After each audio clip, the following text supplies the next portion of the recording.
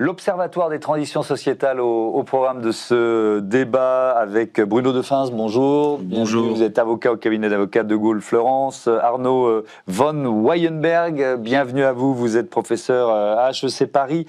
Cet observatoire, sixième édition, donc réalisé en collaboration avec HEC Paris et le cabinet de conseil financier Accuracy. C'est quoi? Voilà, question toute simple pour démarrer, cet observatoire des transitions sociétales. L'observatoire, c'est un projet pour analyser les transformations qui marquent le monde économique, le monde de l'entreprise, par rapport à des transitions environnementales, les défis sont nombreux, et transitions aujourd'hui numériques, parce qu'on peut difficilement aborder les enjeux de transformation climatique, environnementale, sans se poser la question de l'intérêt d'utiliser les nouvelles technologies, l'intelligence artificielle, et donc la collaboration avec HEC est un projet qui nous permet de couvrir un spectre assez large, un cabinet d'avocats, une grande école spécialisée dans les comportements des entreprises, des marchés, de compréhension des enjeux, en particulier juridiques, avec Arnaud et son équipe. Ça permet effectivement d'envisager les choses de façon... C'est une sorte de vigie, un observatoire par définition, c'est une vigie des évolutions de nos sociétés ? Oui, j'aime bien le mot vigie, j'y avais pas pensé.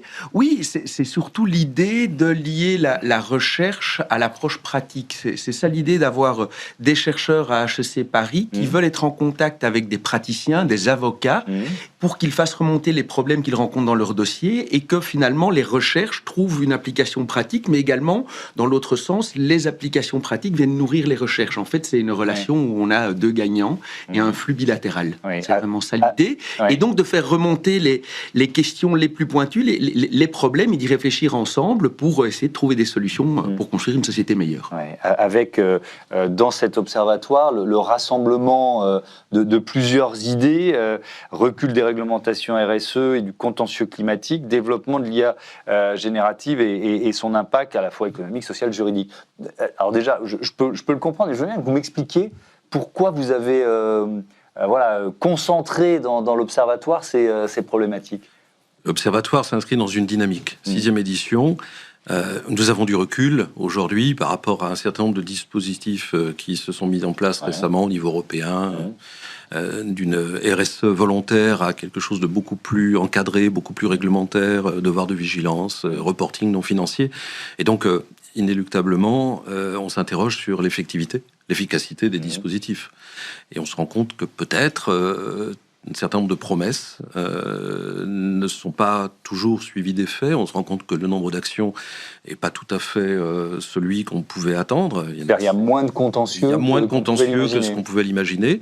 Et donc, inéluctablement, on en vient à s'interroger sur ces questions et se poser la question des voies d'amélioration possibles. Est-ce qu'il faut renforcer encore les règles? Est-ce qu'il faut s'appuyer sur de nouveaux outils, de nouveaux dispositifs? Et vous avez le produit de cette sixième édition de l'Observatoire qui interroge précisément ces différents sujets. Ça veut dire, Arnaud von Weyenberg, que la RSE ne produit pas ses effets ou pas pleinement ses effets à travers ces réglementations européennes? Oui, donc en fait, vraiment, il y a une montée en puissance de la responsabilité sociale des entreprises qui... Cette idée née dans les années 50, en fait, au cours des années 90, a connu une phase d'autorégulation, une opération marketing, où tout le monde a voulu assurer finalement une bonne réputation à sa marque.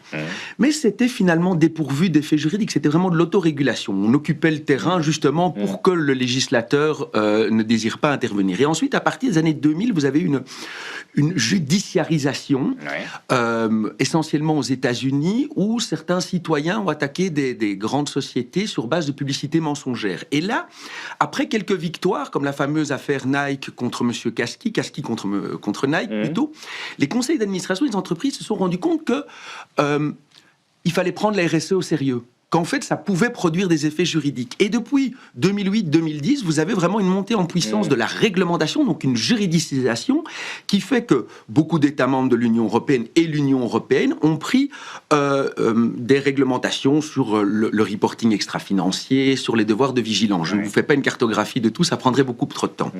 Mais donc, ce qu'on constate aujourd'hui, c'est plutôt un pullulement normatif, il y a presque trop de règles qui viennent du niveau national, européen ou d'organisations internationales, mais quelle que soit finalement l'époque, il y a un problème d'effectivité.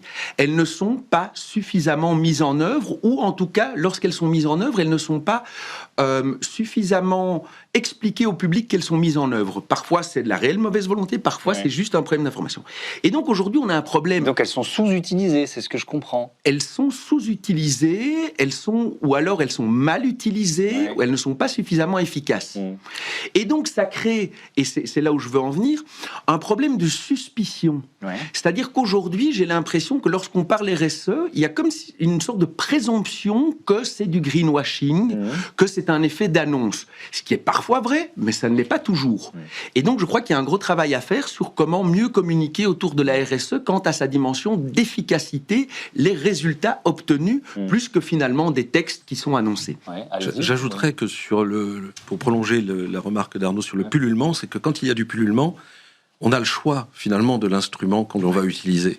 Et donc, effectivement, par rapport à des obligations, sans rentrer tellement dans la technique, de devoirs de vigilance qui relèvent sur des principes de réparation de préjudice et de la responsabilité civile, on voit aujourd'hui, et l'Observatoire le montre très bien dans la dernière édition, que peut-être certains acteurs privilégient aujourd'hui la voie du pénal pour agir. On n'hésite pas à attaquer les dirigeants des entreprises plutôt que d'attaquer les entreprises elles-mêmes.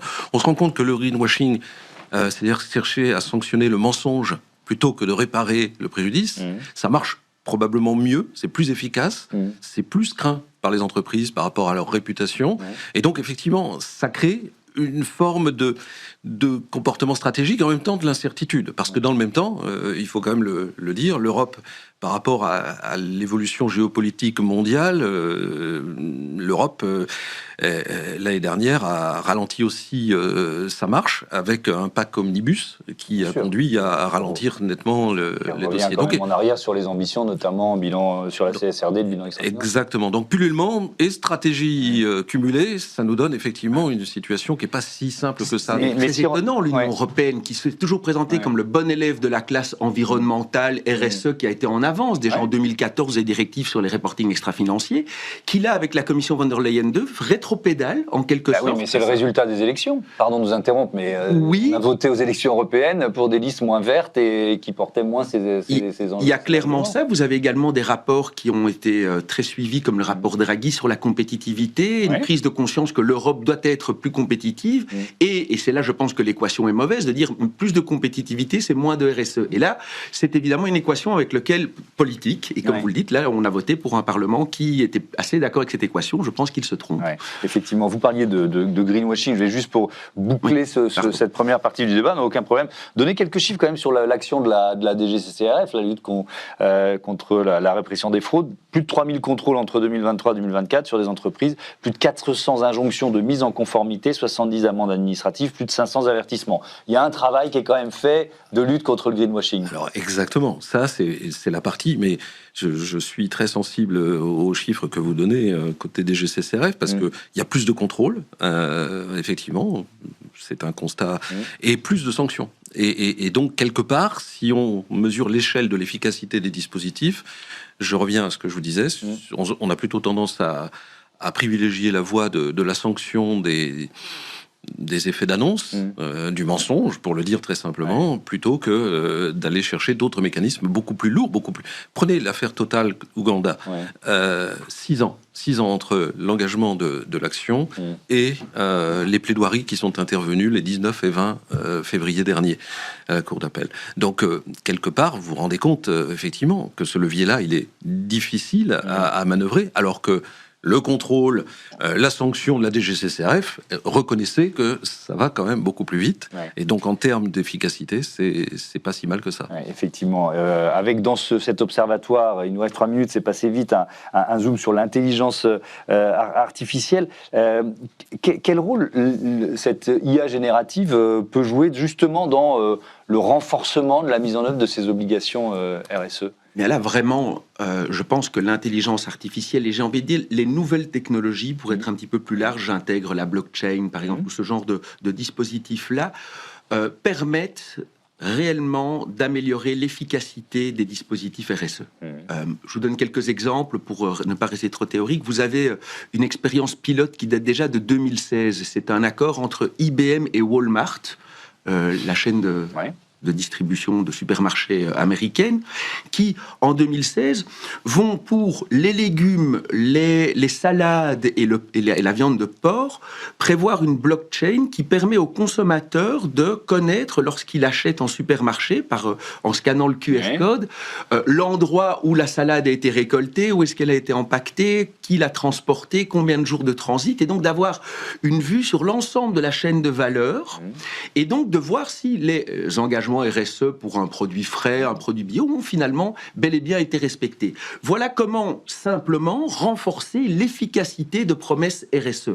Et vous avez une autre initiative dont je voudrais dire un mot, c'est ces agences de notation extra-financières. Vous avez un bel exemple avec la plateforme ESG MSCI, qui en fait, grâce à l'intelligence artificielle, grâce à des outils numériques, arrive à identifier, sélectionner de très nombreuses sources, des milliers, des dizaines de milliers de pages, les analyser, les rentrer dans un modèle qui leur permet de noter finalement les entreprises sur base de leur performance ESG, ce qu'un être humain n'arriverait pas à faire, à lire autant. Et donc, il permet d'avoir une notation pour savoir si une entreprise respecte oui ou non ses engagements. Ça veut dire, Bruno Defens, qu'il y a un certain nombre de freins à la mise en place d'une politique RSE plus efficace, c'est ce dont on parle aujourd'hui, qui peuvent être levés par les technologies de l'intelligence artificielle. Pour le dire très, très brièvement, on est en train de passer d'une RSE basée sur la déclaration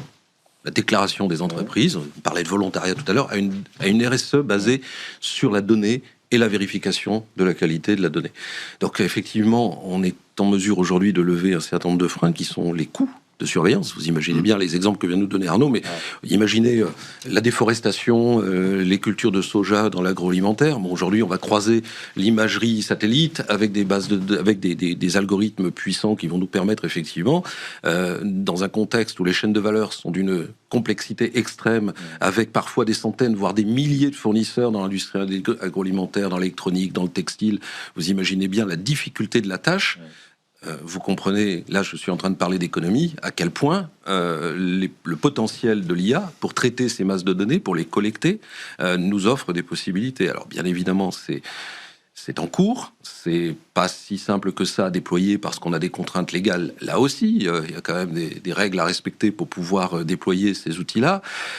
Les données, elles sont bien produites par des gens, des journalistes, des ONG, et donc il y a un problème de rémunération, il y a un problème de collecte. Donc tous ces enjeux sont autant de défis qu'il convient aujourd'hui de traiter rapidement pour bénéficier de tout le potentiel de cette RSE dans une économie de la donnée qui devient incontournable, y compris dans ces domaines. Merci à tous les deux d'être venus nous présenter la 6e édition de cet observatoire des transitions sociétales, donc réalisé par le cabinet de Gaulle Fleurance, HEC Paris et le cabinet de conseil financier Accuracy. Merci, à bientôt sur notre antenne. On passe au grand entretien de ce Smart Impact avec le secrétaire général de la Fédération, Léo Lagrange.